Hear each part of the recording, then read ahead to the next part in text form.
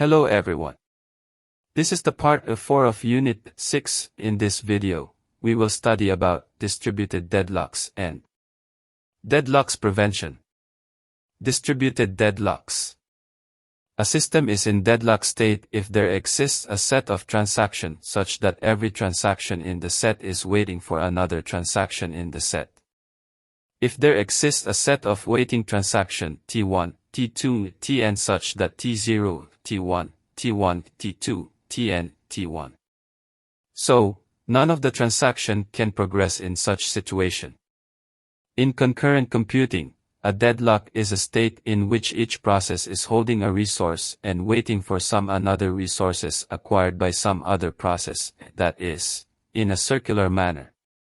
In this figure, process or thread 1 is holding a resource 2 and waiting for resource 1. Similarly, thread 2 is holding resource 1 and waiting for resource 2. An effective tool to detect a deadlock is drawing a wait for graph.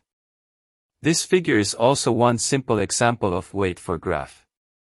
Necessary conditions for deadlock: mutual exclusion, hold and wait, no preemption and circular wait. Deadlocks can arise within a single server when locking is used for concurrency control. Servers must either prevent or detect and resolve deadlocks. With deadlock detection schemes, a transaction is aborted only when it is involved in a deadlock. Most deadlock detection schemes operate by finding cycles in the transaction wait for graph. Let us consider the interleaving of the transactions U, V, and W involving the objects A and B managed by servers X and Y and objects C and D managed by servers Z. This is the wait for graph for above interleaving. The complete wait for graph shows that a deadlock cycle consists of alternate edges, which represent a transaction waiting for an object and an object held by a transaction. As any transaction can only be waiting for one object at a time, objects can be left out of wait for graphs, as shown in figure. When it finds a cycle, it makes a decision on how to resolve the deadlock and tells the servers which transaction to abort. Deadlocks Prevention. This technique ensures no deadlock by making it structurally impossible. That is, we have to arrange our processes and resources in such a way that there is no possibility of deadlock. If the transaction manager senses a chance of deadlock, the transaction is aborted and restarted. Since deadlock is never gonna happen, so this technique requires no deadlock detection and recovery mechanisms. There are two approaches for deadlock prevention. They are non-preemptive approach and preemptive approach. Non-preemptive approach. Logic used is that it is better to restart younger transaction. It is justified with the point that much time and effort is already invested in older transaction. In this figure, both the transactions, T1 and T3 wants the data items that holds by T2. Here, T1 is the older transaction. So, it waits for data items, and T3 dies and it restart the transaction again. Wait die method. It is based on non-preemptive method. There are two situations.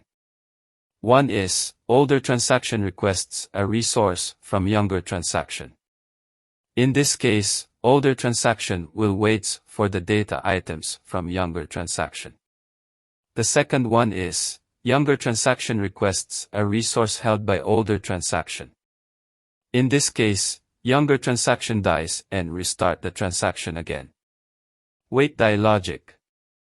Assuming that T requests a data item currently held by Tj. If E is older than Tj, T is allowed to wait otherwise.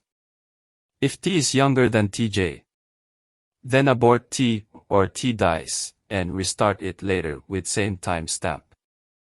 Now, preemptive approach.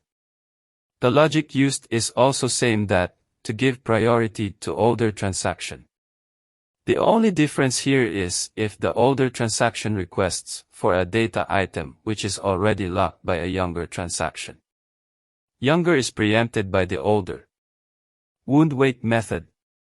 It is based on preemptive method. There are also two situations. One is, older transaction requests a resource from younger transaction. In this case, younger transaction will wounds or restart it. The second one is, younger transaction requests a resource held by older transaction. In this case, younger transaction waits. Wounds wait logic. Assuming that T requests a data item currently held by TJ.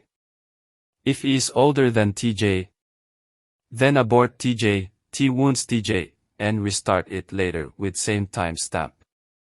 Otherwise, T is allowed to wait otherwise. In next video, we will study about different deadlocks detection methods.